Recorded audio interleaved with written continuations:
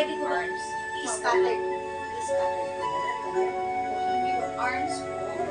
Bukod yung sa arms nyo, ma'am. Bukod po yung sa abdomen. Pero kung lumiit na sa yung arms, pwede okay na po kayo. Pwede nyo po kasi siya ilagay sa bralay.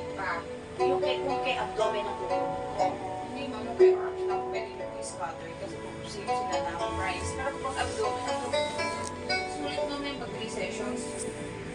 Tapos nakaka-3 sessions siya. Okay, Kahit sige. magpapagalaan lang tayo ng arms.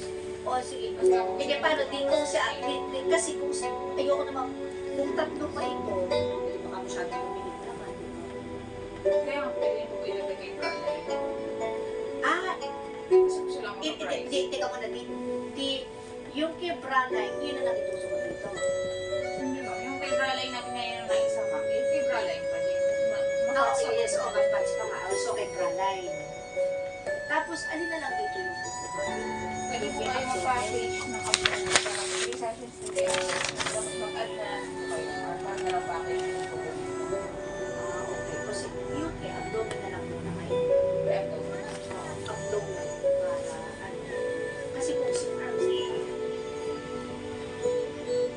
Okay na po kayo kay arms. hindi pa, masabi mo yun.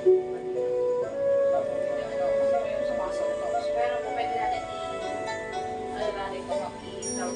i-maintenance ng peso po para po makasustain siya na yung fats niya.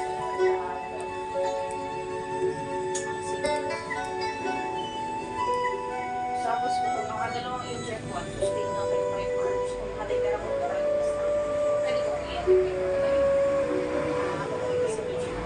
Yung likod ko kasi, parang yung panakita. Possible naman ang